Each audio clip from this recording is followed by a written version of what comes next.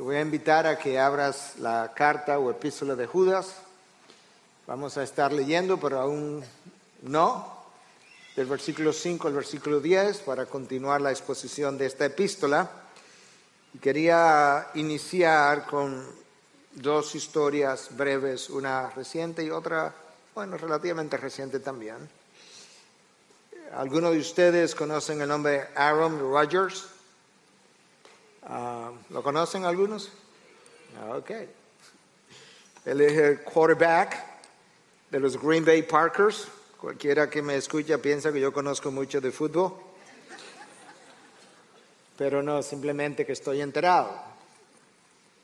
Recientemente, aparentemente muy conocido, muy famoso, pero lamentablemente como que no le ha estado yendo tan bien últimamente.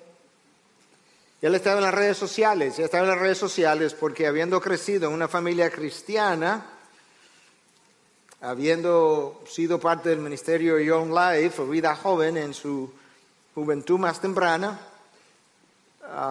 recientemente él ha negado la fe, lo que chocó a sus padres, con quienes aparentemente él no ha tenido comunicación, según dicen, desde el año 2014.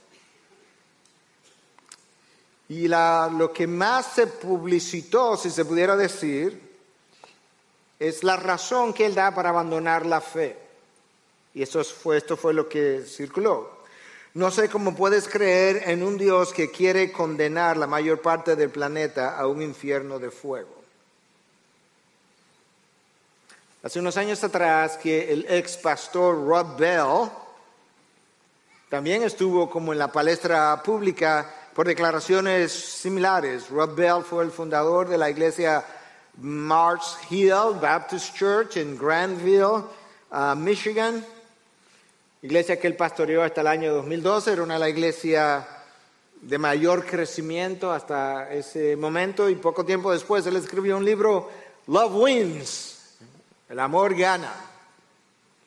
Y en esencia lo que él cuenta en su libro es que el ser humano es en esencia bueno y nuestro Dios es un Dios de amor más que de justicia, que no tendríamos que preocuparnos en lo más mínimo por ninguna condenación futura o posible, porque al final de la historia el amor va a ganar, love wins.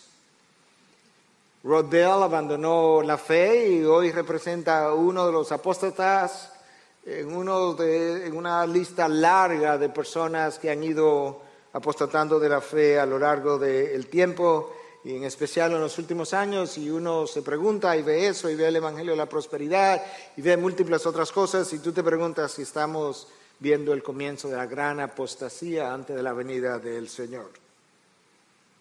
Tanto Aaron Rodgers como Rob Bell abandonaron la fe sobre la base de que no podían creer en un Dios de justicia. Y yo menciono eso porque el título de mi mensaje es La ira de un Dios misericordioso.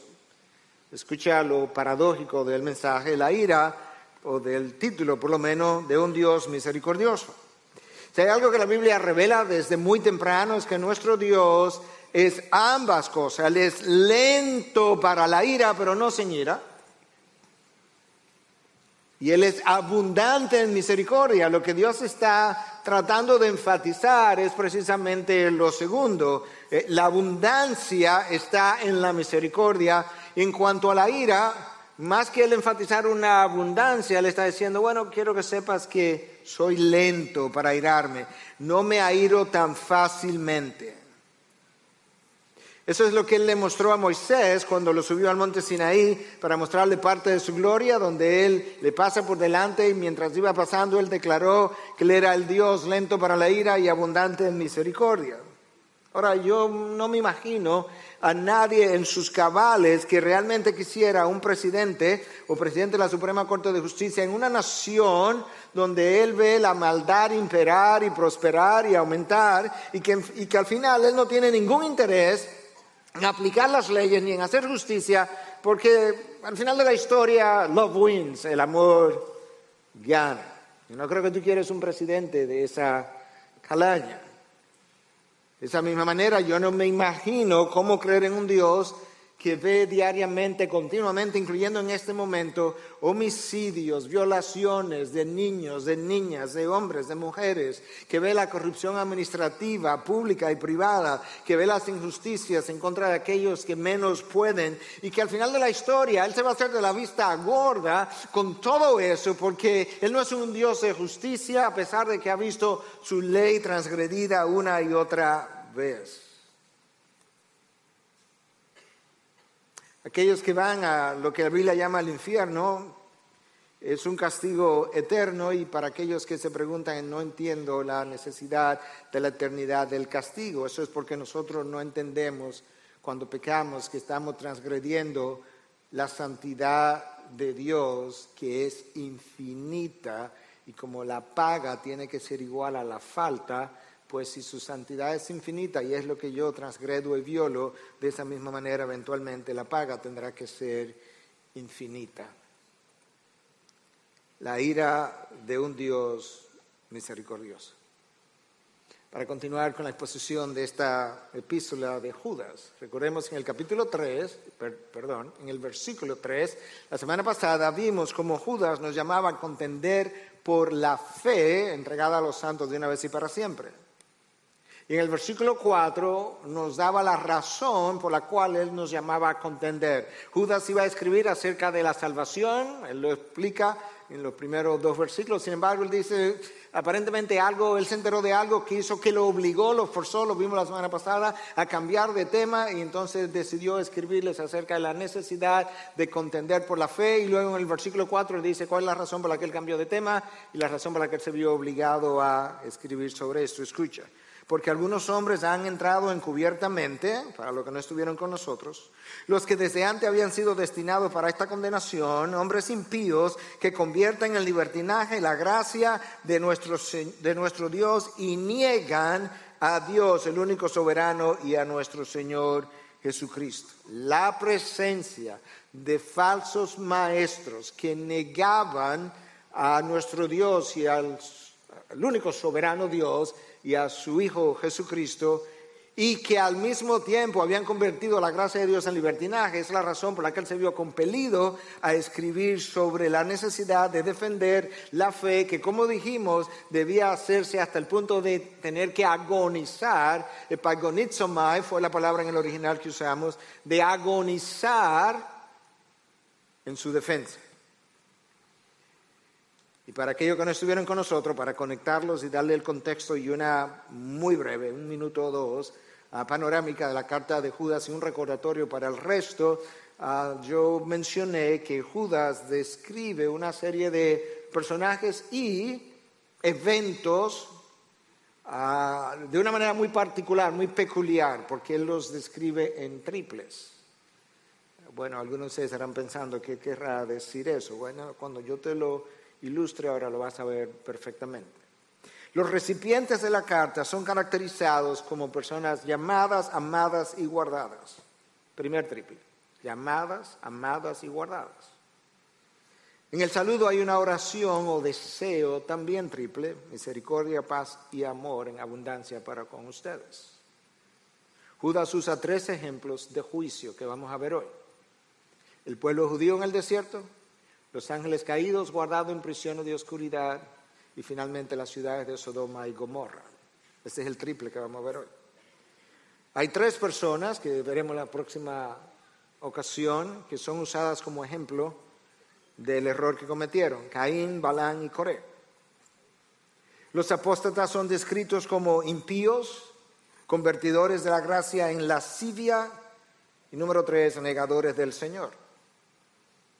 Hay 3 actividades de los apóstatas. Ellos contaminan la carne, desprecian las autoridades y blasfeman seres celestiales o angelicales. Hay 3 metáforas para referirse o describir, caracterizar a los apóstatas: escollos ocultos, apacentadores de sí mismos y nubes sin agua. Pedro habla de manantiales sin agua. Luego hay 3 metáforas más para continuar describiéndolos. Son como árboles sin frutos, olas furiosas y estrellas errantes. Las 3 personas de la Trinidad son mencionadas en los versículos 20 y 21. Dios, Padre, Hijo y Espíritu Santo. Hay 3 clases de ovejas que nosotros los pastores tenemos que considerar. Aquellas que están dudando, las que están en peligro del fuego y aquellas que ya están contaminadas. Y finalmente hay 3 actividades que él recomienda para contender por la fe. Número 1, edificaos unos a otros. Número 2, orar. Y número 3, conservándonos en el amor de Dios. Yo creo que ahora tú tienes un entendimiento o un refrescar del contenido de la carta, y al mismo tiempo tú puedes ver que lo que vamos a exponer hoy es uno de esos triples que tiene que ver con estas 3 historias. Yo quiero entonces que me acompañe a leer el versículo 10, del versículo 5 al versículo 10 de esta carta de Judas. Ahora quiero recordaros, aunque ya definitivamente lo sepáis todo, que el Señor, habiendo salvado al pueblo de la tierra de Egipto, destruyó después a los que no creyeron. Y a los ángeles que no conservaron su señorío original, sino que abandonaron su morada legítima, los ha guardado en prisiones eternas bajo tinieblas para el juicio del gran día. Así también Sodoma y Gomorra y las ciudades circunvecinas, a semejanza de aquellos, puesto que ellas se corrompieron y siguieron carne extraña, son exhibidas como ejemplo al sentir el castigo del fuego eterno, al sufrir el castigo del fuego eterno. No obstante, de la misma manera, también estos hombres, soñando, mancillan la carne, rechazan la autoridad y blasfeman de las majestades angélicas. Pero, es un pero importante, cuando el arcángel Miguel contendía con el diablo y disputaba acerca del cuerpo de Moisés, no se atrevió a proferir juicio de maldición contra él, sino que dijo: el Señor te reprenda.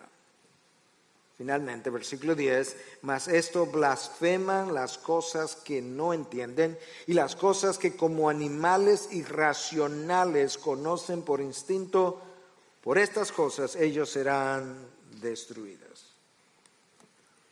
Judas comienza esta porción de su carta hablando de que él quiere hablarles algunas verdades, él quiere revisar algunas historias del pasado, del juicio o la ira de Dios visitadas en ciertas ocasiones, y aunque ellos definitivamente, dice Judas, ya lo saben todo, en otras palabras, yo no le voy a decir nada nuevo, yo simplemente le voy a recordar, y eso nos lleva a 2 de Pedro, que fue la carta que vimos anterior a esta, como parte de la serie, el espíritu de la apostasía, porque Pedro varias veces nos dice en esa epístola la necesidad o la importancia de recordar lo aprendido. Y aquí está Judas usando como la misma estrategia, o la misma, yo no sé si llaman estrategia, metodología sería una mejor palabra, de recordar lo aprendido, que eso es lo que a nosotros muchas veces nos falta. Y Judas va a usar estas 3 historias para enseñarles a aquellos de nosotros que estamos leyendo hoy y a aquellos que escucharon en el ayer, que no hay manera de que estos falsos maestros escapen de la ira de Dios o de su justicia.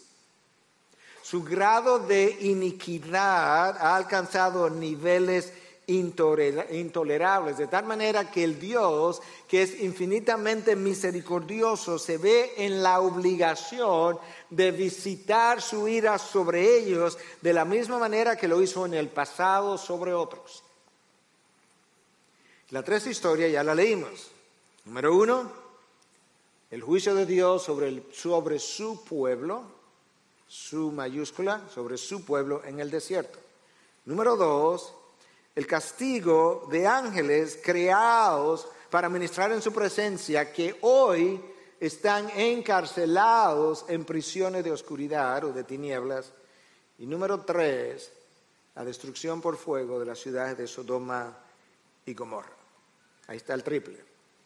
Comencemos viendo la primera historia y el primer ejemplo para nosotros en el versículo 1. El Señor, habiendo salvado al pueblo de la tierra de Egipto, destruyó después a los que no creyeron. ¿Tuviste en ese solo verso la ira y la misericordia puestas juntas? El Señor, habiendo salvado al pueblo de Egipto, lo salvó por su gran misericordia, como lo vamos a ver en un momento. Ese mismo Dios los destruyó después a los que no creyeron. La razón de su incredulidad, la razón de su destrucción fue su incredulidad, debo decir.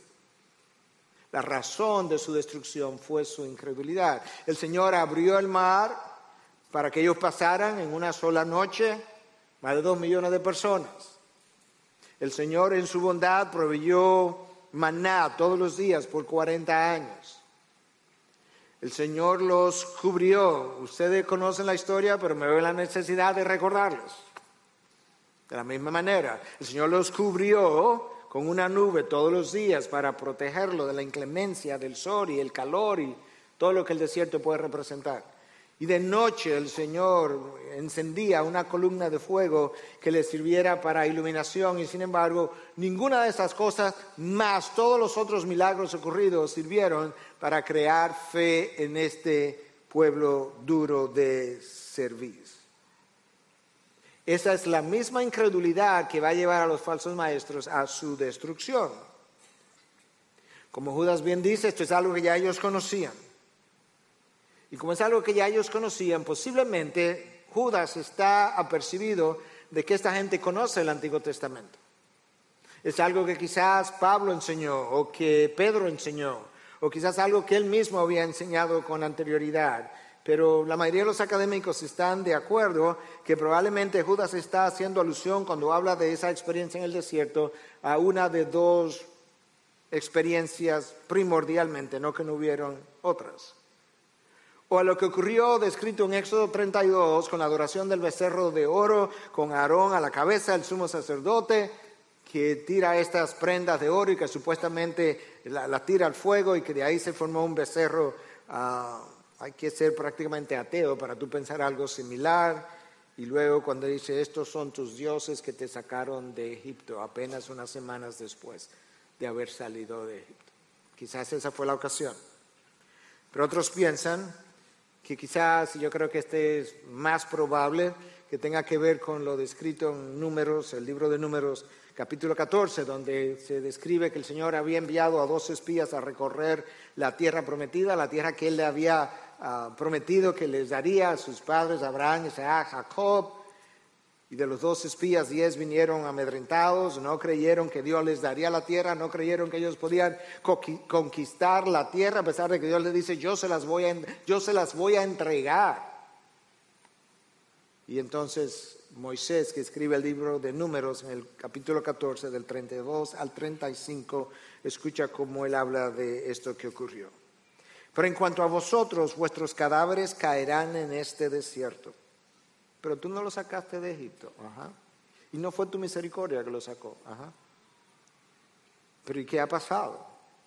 Le he mostrado quién yo soy y siguen en su incredulidad. Y vuestros hijos serán pastores por 40 años en el desierto y sufrirán por vuestra infidelidad hasta que vuestros cadáveres queden en el desierto. Según el número de los días que reconocisteis la tierra, 40 días por cada día llevaréis, vuestra culpa 1 año, hasta 40 años y conoceréis mi enemistad. ¿Cómo? ¿Tú no fuiste que lo trajiste del Egipto donde estaban esclavizados para ser su enemigo en el desierto? No, ellos se han hecho enemigos míos. Para conocer y conoceréis mi enemistad. Yo el Señor he hablado, ciertamente esto haré a toda esta perversa congregación. El pueblo de 2 millones era visto como una sola congregación, como una ira grande, que se han juntado contra mí. En este desierto serán destruidos y aquí morirán. El pueblo llegó 40 años después y más de 600,000 muertos más tarde. El autor de Hebreos, Nuevo Testamento, para mostrar la continuidad entre el Antiguo y el Nuevo y para mostrar la importancia de lo que está escrito en el Antiguo, tiene vital significado para nosotros los que estamos viviendo bajo la gracia. El autor de Hebreos, capítulo 3, versículo 16 al 19, dice lo siguiente: porque quienes habiendo oído le provocaron, ¿acaso no fueron todos los que salieron de Egipto guiados por Moisés? ¿Y en quiénes se disgustó por 40 años? ¿No fue con aquellos que pecaron, cuyos cuerpos cayeron en el desierto? ¿Y a quiénes juró que no entrarían en su reposo, sino a los que fueron desobedientes? Escucha, Vemos pues que no pudieron entrar a causa de su incredulidad. Dios, el Espíritu Santo que inspiró esta palabra, de manera clara dice, hay una razón por la cual ellos no pudieron entrar y fue su incredulidad. Lo increíble es que esa incredulidad tiene manifestaciones en nuestra vida diaria. Y la razón por la que yo digo esto es porque el apóstol Pablo, Nuevo Testamento de nuevo, está escribiendo a los Corintios y está recordando la misma experiencia en el desierto, en el capítulo 10, comenzando en el versículo 6 hasta el versículo 11, él habla de esta experiencia en el desierto y llama a los corintios y nos llama a nosotros a no ser como ellos. Ahora la pregunta es, ¿qué es lo que Pablo dice que no debemos hacer para no ser como ellos? Escucha lo que Pablo dice en ese texto porque en interés del tiempo no voy a leer el texto entero, pero sí te lo voy a resumir. No lo estoy parafraseando, lo estoy resumiendo. Pablo los llama y nos llama a no ser idólatras, a no fornicar, a no poner a prueba al Señor y a no murmurar o a quejarnos como ellos hicieron. ¡Wow! De acuerdo con las palabras de Pablo, déjame echar hacia atrás, de acuerdo a las palabras del libro de Hebreos, ellos no entraron a causa de su incredulidad. Luego, de acuerdo a Pablo, en realidad, de acuerdo al Espíritu Santo que inspiró al autor de Hebreos y inspiró a Pablo para escribir a Corintios, de acuerdo al Espíritu Santo, esta incredulidad resultó en una vida licenciosa, de tal manera que los corintios llegaron a ser idólatras, fornicarios, pusieron a prueba al Señor y eran quejumbrosos. Una palabra que Judas va a usar más adelante acerca de estos falsos maestros. Tú puedes ver ahora lo increíble que es la incredulidad. De hecho, creo que lo mencioné hacia el final del mensaje anterior, pero me vino a la mente ahora, el embrollo en el que nosotros nos encontramos hoy, toda la creación, el universo entero, se debe a la incredulidad de un hombre y una mujer que escucharon la palabra de Dios, escucharon cuál era el plan y que en su incredulidad pensaron que había un mejor plan cuando escucharon a la serpiente antigua hablarles y decirle, en realidad yo tengo un mejor plan para ustedes. Y es que si comen de la fruta, primero serán como Dios y en realidad no van a morir. Todavía nosotros creemos que tenemos un mejor plan para nuestras vidas. Todavía cuando las cosas no nos van bien, ya sea en nuestra familia, en nuestro trabajo, en mi salud, no importa en qué área, siempre pensamos, yo no entiendo por qué Dios, y lo decimos con un cierto espíritu de queja o de rebelión o de molestia, con lo cual simplemente estamos dejando ver, tú sabes que si yo fuera Dios, yo no hubiera hecho esto de esa manera. Yo creo que hay un mejor plan. La incredulidad del hombre.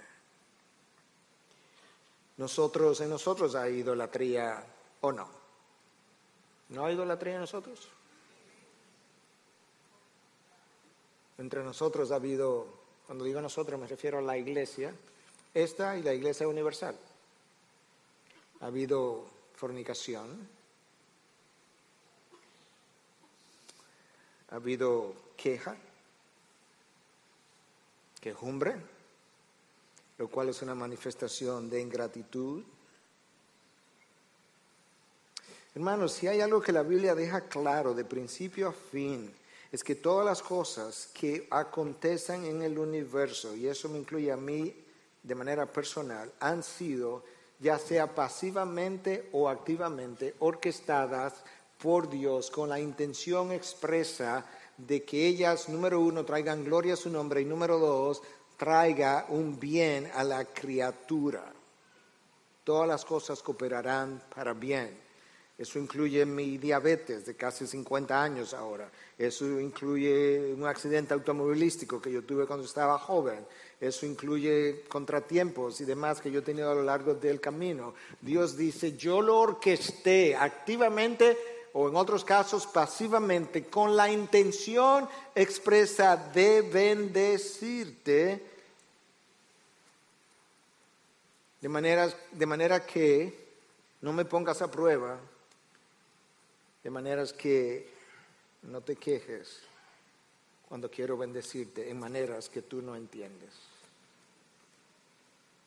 El Dios que los juzgó y los enterró en el desierto es el mismo Dios de misericordia. Escucha lo que aparece en Éxodo capítulo 3, versículos 7 y 8. Dios se le aparece a Moisés y le muestra la misericordia que Él tiene para con este pueblo. Ciertamente he visto la aflicción de mi pueblo. En la esclavitud de Egipto Dios le llama mi pueblo, en el desierto le llama ¿qué cosa? Mi enemigo. De mi pueblo que está en Egipto, y he escuchado su clamor a causa de sus capataces, pues estoy consciente de su sufrimiento. Dios está empatizando con ellos en su misericordia. Y he descendido para librarlos de mano de los egipcios y para sacarlos de aquella tierra, una tierra buena y espaciosa, a una tierra que emana leche y miel. Pero cuando Dios los envía a recorrer la tierra, ellos no creyeron que Dios le iba a dar la tierra que le prometió, la tierra que Dios califica de buena, donde emana leche y miel. Y este pueblo eventualmente, humanamente hablando, entre comillas, agotó la paciencia del Dios que los sacó de Egipto y que luego los destruyó en el desierto. La ira de un Dios misericordioso. Ahora yo voy a regresar a Pablo, 1 Corintios 10, versículos 6 al 11. No lo voy a leer, pero déjame darte los dos portalibros de ese texto, el versículo 6 y el versículo 11. El texto va del 6 al 11, déjame darte el 6, déjame darte el 11. 6. Estas cosas sucedieron, ¿cuáles cosas? La que él describe en el 7, 8, 9 y 10, que son las experiencias del desierto, como ejemplo para nosotros, a fin de que no codiciemos lo malo como ellos lo codiciaron, para que no anhelemos lo prohibido por Dios. Versículo 11, segundo portalibro. Estas cosas le sucedieron como ejemplo, otra vez, Pablo está enfatizando la idea de que estas experiencias del desierto, el juicio que cayó sobre ellos, sirvieron como ejemplo y fueron escritas como enseñanza para nosotros, para quienes ha llegado el fin de los siglos. Fueron escritas, registradas, dejadas ahí en récord, vamos a decir, para nosotros, como enseñanza, como instrucción, como advertencia, como escarmiento. Ahora, después que Pablo revisa las experiencias en el desierto, le dice que ya sirvieron de ejemplo, se lo dice al principio, sirvieron de ejemplo, se lo dice al final. El próximo versículo es la aplicación para nosotros, si tú quieres. Es un versículo que todos nosotros conocemos, pero quizás no lo habían visto en este contexto. Versículo 12. Por tanto, ese por tanto está relacionado a todas las experiencias del desierto, que yo resumí ahorita, cuando ellos fueron idólatras y fueron fornicarios y probaron y pusieron al Señor a prueba y se quejaron contra Él. Todo eso es lo que está ahí del 10, 11, 7, 8, 9, 10.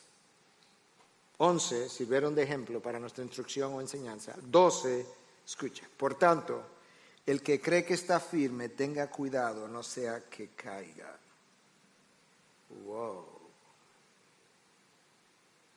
El que crea que está firme, pero que quizás no ha pasado por el desierto todavía, tenga cuidado de que en el desierto no se caiga. Hermanos, todo comienza a derrumbarse. En esta semana me llegó un libro que se llama The Gospel According to Satan, el Evangelio de acuerdo a Satanás. Primera línea.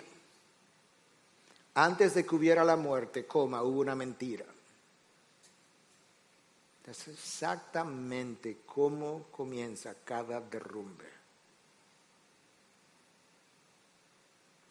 Yo tengo un mejor plan para ti, dice la serpiente a Adán y Eva. yo tengo una mejor idea. Yo tengo una mejor alternativa que la que Dios pensó, orquestó pasiva o activamente. Es así, y el hombre muere una mentira a la vez. Y Pablo dice, el que crea que esté firme, cuide de que no caiga. Pastor, pero entonces eso lo incluiría a usted, definitivamente. No hay nada que yo te haya dicho en alguna ocasión que no me incluya a mí. No hay ninguna advertencia, no hay ninguna enseñanza, no hay ninguna posibilidad que no me incluya a mí. Segundo ejemplo de juicio, es mencionado en el versículo 6. Y a los ángeles que no conservaron su señorío original, sino que abandonaron su morada legítima, los ha guardado en prisiones eternas bajo tinieblas para el juicio del gran día. Como expusimos en la segunda carta de Pedro, hicimos mención a quienes fueron estos ángeles. Pedro habla en su segunda carta de que están en fosos de tinieblas. Judas lo describe en prisiones eternas bajo tinieblas. Dijimos que Pedro en su primera carta, no la segunda, la primera, el capítulo 1, versículos 19 y 20, habla de un grupo de ángeles que pecaron en los días de Noé y que a esos ángeles es que Dios tiene en prisiones oscuras. La pregunta es que abordamos la semana pasada, pero de nuevo como recordatorio para los que ya lo conocen y como para poderlos situar o conectar con el mensaje anterior a los que no estuvieron. Mencionamos la semana pasada, hicimos la siguiente pregunta: ¿quiénes fueron esos ángeles que pecaron en los días de Noé que Dios tiene en prisiones de oscuridad? Bueno, si tú lees Génesis 6:2, tú vas a leer acerca de algo, un evento que ocurrió cuando los hijos de Dios se unieron a las hijas de los hombres, sexualmente hablando, y de ahí surgieron los gigantes, justo antes del diluvio. La tradición nació, y ahora yo le voy a dar un poco incluso más de apoyo a lo que mencioné la semana pasada. La tradición nació cientos de años atrás de que los hijos de Dios correspondían a ángeles caídos que poseyeron hombres que entonces tuvieron relaciones con mujeres comunes y corrientes de nuestros días. El libro de Enoc no está en el Antiguo Testamento, de manera que no es canónico, pero es parte de la literatura judía. De manera interesante, Judas lo cita en el versículo 14 y 15, que sí es canónico. El libro de Enoc habla de que ese grupo de ángeles que pecó en los días de Noé correspondía a ángeles caídos, que en un momento dado vieron hacia la tierra, vieron mujeres muy hermosas, se llenaron de concupiscencia, quisieron tener relaciones con esas mujeres, poseyeron hombres, y ese fue su gran pecado. Todavía más interesante, y esto es parte de lo que no mencioné la semana pasada, no hice alusión al libro de Enoc, no hice alusión a lo que voy a decir ahora. Esa fue la creencia unánime del pueblo judío hasta el siglo II, cuando apareció un maestro, no voy a entrar en los detalles, que comenzó a cambiar la enseñanza. Y fue la única interpretación de la iglesia cristiana hasta el siglo V. Eso te da una idea que esto de que estos ángeles caídos corresponden a personas, a seres que poseyeron seres humanos, que luego tuvieron relaciones con mujeres y de ahí resultaron los gigantes, no es una posición nueva, no está alada por los moños, como decimos, y de hecho es la posición que sostienen múltiples académicos en el día de hoy, incluyendo Jean Peter, que tiene el comentario exegético del Nuevo Testamento, Baker, Exegetical Commentary. Esos son los ángeles a los que alude Pedro y Judas, que dicen que están guardados en prisiones de oscuridad. Ahora, lo peor que a estos ángeles le ha ocurrido, le puede ocurrir, no son las prisiones de oscuridad. Es que ellos están ahí esperando, aguardando el juicio del gran día. En otras palabras, esperando su destrucción. ¿Te imaginas estando en una prisión oscura, esperando un día del juicio donde tú serás destruido? No desaparecido, pero destruido en el sentido de tu existencia como la conocías hasta ese momento. El problema de esos ángeles fue que no guardaron su posición asignada por Dios, no guardaron su dignidad. Y si no guardaron su posición, no se sometieron a la autoridad de Dios. De manera que fue un problema de falta de sumisión a la autoridad. Bueno, los falsos maestros que estaban proliferando entre aquellos a quien Judas le escribe, tenían el mismo problema de no sumisión a la autoridad de Dios. ¿Dónde está eso? Versículo 4, que ellos negaban al único, escucha cómo es descrito, soberano Dios, eso tiene que ver con autoridad, ni a nuestro Señor Jesucristo. Lo negaban, por tanto negaban su autoridad. Hermanos, cuando tú y yo pecamos con conocimiento de causa, que lo hemos hecho,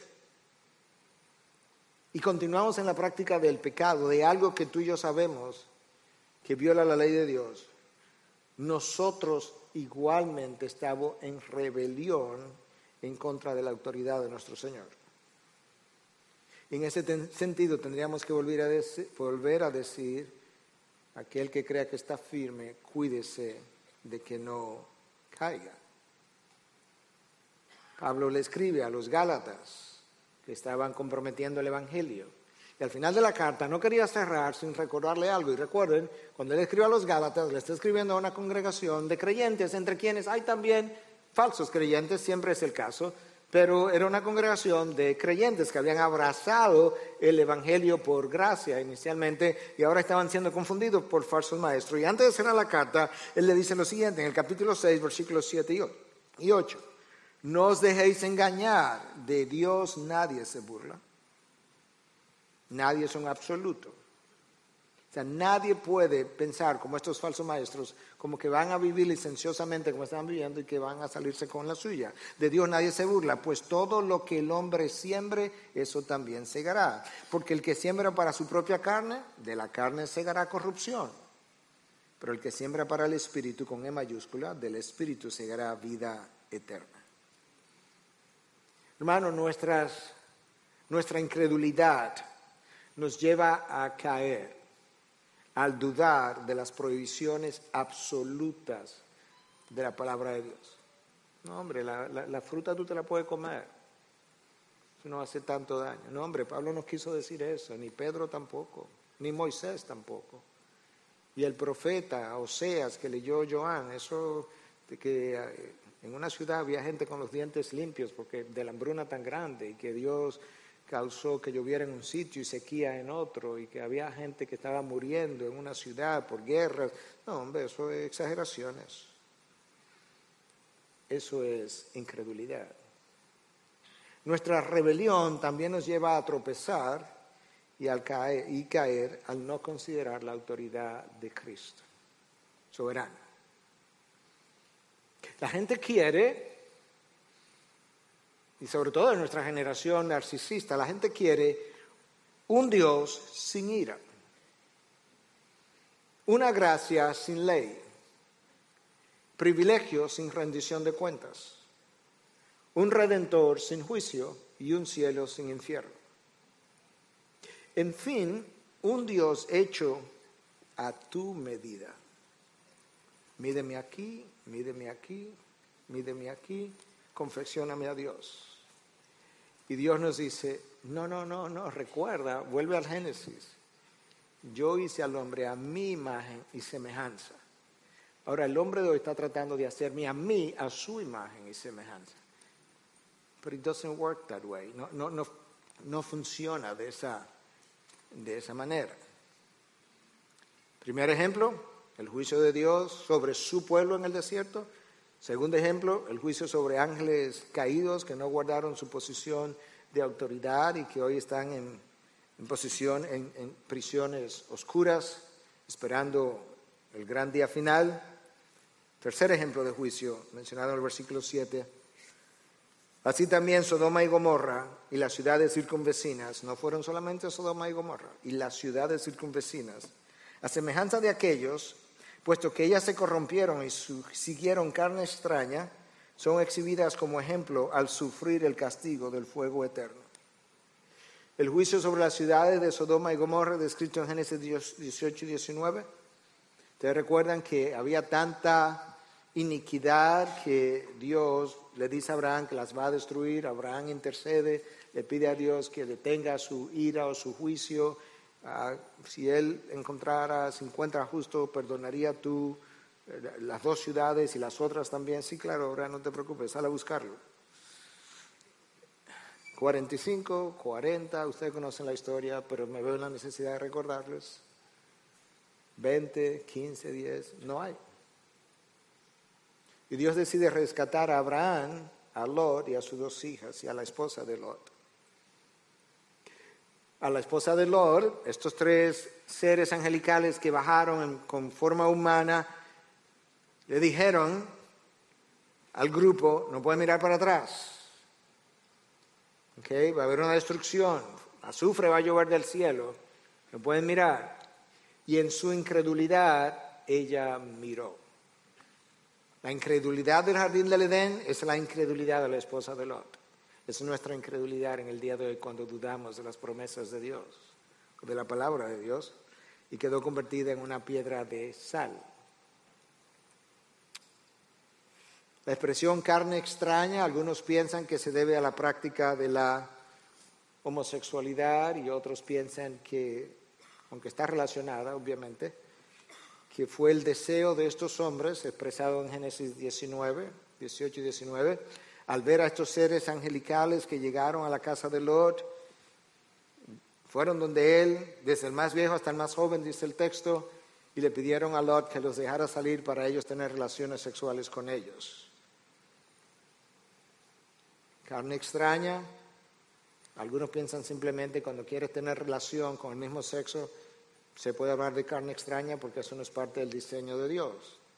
Otros creen, pero aquí está mezclado ambos conceptos, carne extraña se refiere a este deseo de tener relaciones con ángeles, porque los ángeles pertenecen a un orden que no es el nuestro, pero resulta que estos ángeles tenían forma de hombres al final, y esto era lo que ellos vivían y practicaban. A mí me llama la atención que, de acuerdo a lo que explicamos, hubo un momento en que ángeles de Dios miraron hacia abajo, vieron mujeres y quisieron tener relaciones con ellas y poseyeron hombres y tuvieron relaciones, surgieron los gigantes. Los ángeles aquí arriba quieren tener relaciones sexuales allá abajo, pero ahora resulta que hay hombres aquí abajo que quieren tener con ángeles que vienen de allá arriba. Como que el hombre, la criatura, nunca se sacia de inventar nuevas formas de pecar. Eso es lo que estamos viendo. A manera de enseñanza y paréntesis, Lot es descrito como un hombre justo, pero escúchame, cuando la palabra dice que Lot era visto como un hombre justo, no dice que Lot hizo bien todo lo que hizo. Se está refiriendo, entendemos nosotros, y las consecuencias están ahí para probarlo, se está refiriendo única y exclusivamente al hecho de que él no participó de ese estilo de vida. Pero cuando Abraham y Lot discutieron acerca de para dónde se iban a ir, porque ya sus trabajadores estaban peleando entre sí, Abraham en su benevolencia, le permitió a Lot escoger primero, y Lot, siendo el sobrino que fue recogido por Abraham, en vez de darle a él la prioridad, él escogió el valle más fértil, se fue en esa dirección, y el texto de Génesis 14 y luego más adelante dice que Lot fue moviendo sus tiendas hasta vivir en Sodoma. Y cuando ocurre todo lo que ocurrió, la destrucción, y queda Lot con sus 2 hijas, sus 2 hijas probablemente influenciadas por el ambiente social en el que vivían, emborracharon a su padre una noche y una tuvo relación con él, la próxima noche la otra volvió y emborrachó a su padre y tuvo relación con él. De ahí salieron descendientes que le hicieron la vida imposible a Israel. Eso nos da a nosotros una idea de cómo las ideas tienen consecuencias y las decisiones tienen consecuencias. Hace unos años atrás aparecieron un par de ciudades al sur del Mar Muerto, han sido excavadas. Estas ciudades tienen evidencias arqueológicas, datan de que hubo una destrucción repentina y por fuego de parte de ellas, y las ciudades corresponden más o menos a un periodo que pudiera corresponder a la destrucción de Sodoma y Gomorra. No se ha determinado con certidumbre que correspondían a esas 2 ciudades todavía, Pero hay un par de ciudades ahí, en el área más o menos donde se piensa que ellas pudieron haber existido. Algunos académicos piensan que están al fondo del Mar Muerto. Esa es el área. Pero de eso no tenemos evidencias arqueológicas. De las otras que mencioné al sur sí las hay. Entonces Judas está mencionando 3 ejemplos de juicio para advertirles a los falsos maestros y advertirnos a nosotros también acerca de que el Dios de misericordia también es el Dios que tiene ira. Y entonces le habló del juicio en el desierto, la rebelión de los ángeles, su no sometimiento a la autoridad y finalmente su inmoralidad sexual con relación a Sodoma y Gomorra. Escucha entonces cómo Judas conecta los falsos maestros de sus días con la experiencia de estas 3 experiencias. No obstante, de la misma manera, versículo 8, también estos hombres, quienes, los falsos maestros, soñando, mancillan la carne, rechazan la autoridad, ahí está otro triple, y blasfeman de las majestades angelicales. Esta gente no basaba en su autoridad en la palabra de Dios, basaban su autoridad en sueños. Soñando, como en la época de Jeremías, como hacen muchos falsos maestros en el día de hoy. Yo tuve un sueño, y se viven contando sueños unos a otros, mientras el pueblo permanece en ignorancia de su palabra. Con sus sueños, entonces, ¿qué hicieron? Mancillaban la carne. La Nueva Traducción Viviente dice que tenían una vida inmoral. A eso que se refiere cuando habla de mancillar la carne. Cuando la palabra de Dios no recibe el lugar que le corresponde, nosotros no tenemos el marco de referencia que dictamina nuestra vivencia diaria y por tanto el resultado final es inmoralidad de diferente tipo. Entonces esta gente mancillaban la carne, vivían inmoralidad sexual. Número 2, rechazaban la autoridad, ya hablamos de eso. Rechazaban la autoridad de Dios, negaban al Dios soberano y a su Hijo Jesucristo. Y también blasfemaban contra las autoridades angelicales. La semana pasada también hicimos alusión a esto porque Pedro menciona, segunda de Pedro y Judas tienen múltiples parecidos que lo vimos la semana pasada, no tengo el tiempo, pero aquí me voy a detener 2 o 3 minutos. Hablamos de que esta blasfemia contra autoridades angelicales, de que habla Judas, para algunos es una blasfemia, una maldición pronunciada contra ángeles de Dios. Para otros, que es donde estamos nosotros, y yo creo que es lo que más encaja con el próximo versículo, lo vamos a ver en un momento, es que esta blasfemia o maldición es contra autoridades, pero ya caídas, ángeles caídos. Y que estos falsos maestros, haciendo alarde de su poder y fanfarroneando de su poder, como lo vemos hoy, maldecían, blasfemaban contra estas autoridades angelicales como si ellos tuvieran poder para hacer tal cosa, como hemos visto hombres y mujeres hoy en día que están tratando de expulsar el demonio de alguien y se burlan de este demonio que está dentro y lo mandan a callar, y yo te digo cállate, y yo te digo sal de ahí, y yo te digo que no vuelvas a hablar, y yo soy hijo de Dios, y haciendo toda esta fanfarronería. Eso creemos que es lo que estaba ocurriendo. Y el próximo versículo yo creo que lo tiene, cuando lo conectas, porque el versículo se conecta solo, te das cuenta que tiene que ser algo como eso.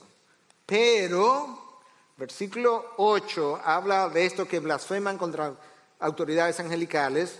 Versículo 9, pero cuando el arcángel Miguel contendía con el diablo y disputaba acerca del cuerpo de Moisés, no se atrevió a proferir juicio de maldición contra él, sino que dijo, el Señor te reprenda.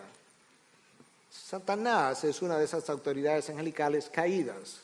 Y está siendo ofrecida por Judas como contraste de cómo se lidia, cómo lidió el arcángel Miguel su lucha espiritual contra Satanás, que no fue la manera como estos falsos maestros lo estaban haciendo. Y ahí está el pero para iniciar el versículo 9. Pero el arcángel Miguel no lo hizo así como esta gente sí lo está haciendo. Y Miguel no fue cualquier ángel tampoco. Déjame decirte las 4 o 5 veces que Miguel es mencionado. El arcángel Miguel, no crean que yo lo conozco como si fuera mi buddy. En Daniel 10:13, él es mencionado como uno de los primeros príncipes. En Daniel 10:21 es llamado vuestro príncipe, haciendo referencia a Israel. En Daniel 12:1 es llamado el gran príncipe que vela sobre los hijos de Israel. Daniel es visto en el Antiguo Testamento como el protector directo de los descendientes de Abraham, sobre todo el remanente. En el texto de hoy, en Judas 9, él es mencionado como el arcángel Miguel, es mencionado en 1 Tesalonicenses 4, por segunda y última vez como el arcángel Miguel. Y en Apocalipsis 12:7, ese es un versículo importante, habla de que Miguel y sus ángeles pelearon contra el dragón y sus ángeles. El dragón es Satanás, de manera que hubo un tiempo en la historia pasada donde el arcángel Miguel y sus ángeles, de manera que él comandaba un ejército celestial, tuvo una lucha, no sabemos de qué tipo, no sabemos la naturaleza, no sabemos cuándo, no sabemos dónde, tuvo una lucha con Satanás y sus ángeles. Yo creo que ese solo versículo nos da una idea de que nosotros no conocemos prácticamente nada de la guerra espiritual. De hecho, el ángel Gabriel venía a darle a Daniel en un momento dado una respuesta a una oración que Daniel había hecho y fue detenido por un demonio. El ángel Gabriel fue detenido por un demonio por 21 días y no se pudo abrir paso.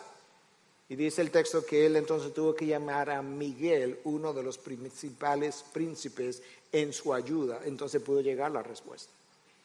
Él pudo llegar a Daniel.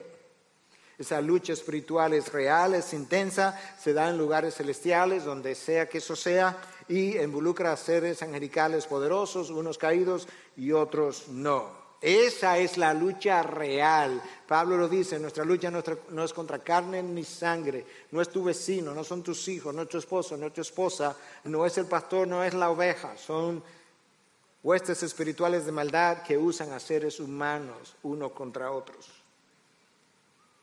Los falsos maestros rehusaban al Dios soberano, ahí está la autoridad, rehusaban su autoridad y al Señor Jesucristo. Eso fue lo que el arcángel Miguel no se atrevió a hacer. El texto dice que el arcángel Miguel no se atrevió a proferir maldición contra Satanás, y la palabra ahí no se atrevió, el verbo atreverse, como está usado ahí, aparece 16 veces en el Nuevo Testamento, relacionado al honor y la vergüenza. En esencia, el arcángel Miguel no quiso comprometer el honor de Dios para no resultar avergonzado, como resultaron avergonzados estos ángeles caídos. Y en su lugar permaneció en su posición, aceptó su posición de subordinación y entonces pronunció una frase que reflejaba su conexión y sumisión al único juez, al único que tiene el derecho de juzgar, que el Señor te reprenda. Ahora, ¿cuándo fue que ocurrió eso? Bueno, Judas dice que era cuando él peleaba por el cuerpo de Moisés. El cuerpo de Moisés. Pero hay algo de eso en la Biblia. Bueno, Deuteronomio 34 dice que Dios enterró a Moisés. Y de nuevo, hay un libro de la literatura judía, no en el Antiguo Testamento, recuerden, no es canónico, llamado La Ascensión de Moisés, pero que el pueblo judío aceptó, que la comunidad cristiana primitiva creyó también, que habla de que en un momento dado, Miguel, el arcángel Miguel, fue encomendado la sepultura de Moisés en el área de Moab, que cuando él fue a enterrarlo, Satanás le reclamó su cuerpo porque toda la tierra le pertenecía a él, como se lo dijo Jesucristo. Todos los reinos de este mundo me han sido dados. Y que Satanás comentó que Moisés no merecía una sepultura honrosa porque él había cometido un crimen, un homicidio en Egipto. La ascensión de Moisés. No es un libro canónico, simplemente parte de la literatura judía y que ellos creyeron. Lo que sí Judas como que deja claro, él quería mostrar que el arcángel Miguel fue cuidadoso cuando se dirigió a Satanás. Y que si el arcángel Miguel fue cuidadoso al dirigirse a Satanás, cuanto más cuidadosos debiéramos ser nosotros al dirigirnos a potestades, autoridades angelicales, aún caídas como Satanás. Y de hecho en Zacarías 3 tú ves exactamente lo mismo. Tú ves a Satanás acusando al sumo sacerdote Josué y el ángel del Señor ahí de pie. Y el ángel del Señor, ante la acusación de Satanás, le dijo: que el Señor te reprenda. Hay un cierto respeto por el poder de estas autoridades caídas, no porque sean buenas, sino por el poder que tienen, muy superior al nuestro, y por la autoridad que nosotros no tenemos, y que nosotros por tanto necesitamos depender de Dios. Judas cierra finalmente su texto con el versículo 10 diciendo: mas estos, ¿quiénes? Los falsos maestros, blasfeman las cosas que no entienden y las cosas que como animales irracionales conocen por instinto. Por estas cosas son ellos destruidos. Ellos no tenían autoridad sobre las potestades celestiales, no tenían entendimiento de cómo ellas operan, de cómo ellas son, de cómo se libra esa batalla espiritual. Y en su ignorancia, Judas los compara con animales irracionales, que tampoco entienden, que no conocen. Los animales llevan a cabo acciones, pero no porque entienden la razón de sus acciones. De esa misma manera, estos falsos maestros estaban haciendo cosas, pero no entendían lo que estaban haciendo, tratando de hacer.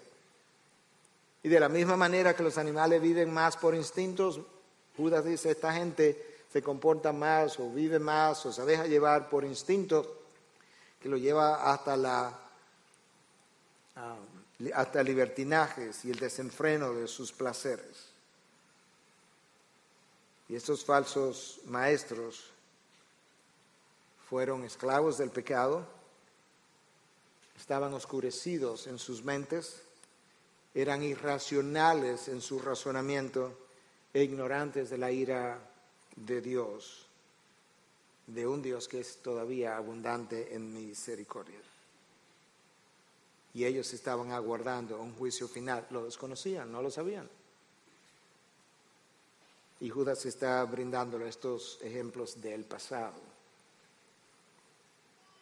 Pero no solamente se los brindó a aquellos del primer siglo, nos los brinda a nosotros para recordarnos que ciertamente el autor del libro de Hebreos tiene razón cuando dice que nuestro Dios es un fuego consumidor. Y cuando nos recuerda que si la gente del pasado no escapó al juicio de Dios, ¿cómo escaparíamos nosotros después de haber recibido una salvación tan grande? Nosotros que hemos recibido mayores beneficios y demás. El mejor ejemplo de que el Dios de misericordia es el Dios de la ira, o el Dios de la ira es el Dios de misericordia, es la cruz de Cristo Jesús, donde en una sola persona, la persona de el Hijo, se juntaron la justicia de Dios, que lo trató brutalmente a pesar de su inocencia, y se juntó junto con la misericordia de Dios, porque dicho trato resultó en mi perdón. Pero no hay perdón sin que la justicia de Dios sea llenada, llevada a cabo. No hay perdón de pecados sin que la justicia de Dios sea llevada a cabo. O la llevó Cristo sobre sus hombros, o la llevo yo en una condenación eterna. En el interín, nosotros estamos transitando. Aquí está el jardín del Edén, aquí está el cielo, la gloria. Nosotros estamos aquí en este camino. Nosotros no estamos en el Edén, nosotros no estamos en la creación original, vamos para una nueva creación, pero no estamos ahí.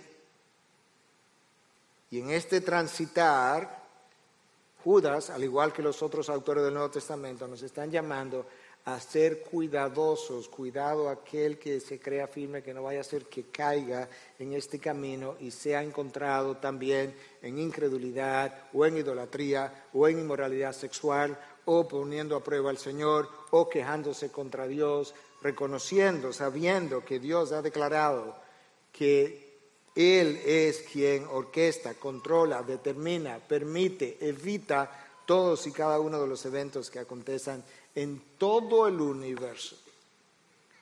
Y que cuando tiene que ver con sus hijos, Él garantiza, y esa es la incredulidad que tenemos, Él garantiza que todas ellas cooperarán para tu bien. Pastor, pero ¿cómo va a ser que mi hijo de 3 años, de 5, de 8, de 10, de 12, de 15, resulte con leucemia ahora o con cáncer, no sé de qué otra cosa, ¿tú eres hijo de Dios? Sí. ¿Tú estás seguro? Sí. Dios te garantiza que esto es para tu bien. Bueno, yo no entiendo a Dios, ¿no? Bueno, Dios no te ha pedido que lo entienda, no lo puedes entender, Él tiene una mente infinita, pero le puedes creer, porque la incredulidad es el inicio y el comienzo de todo, por así decirlo. O, déjame decirlo de otra manera, la incredulidad es el comienzo del embrollo del hombre y la fe, la creencia en Cristo es la solución final a los problemas que su incredulidad creó o sigue creando en el camino. En este interín, cuida tu salvación o encárgate de tu salvación con temor y temblor.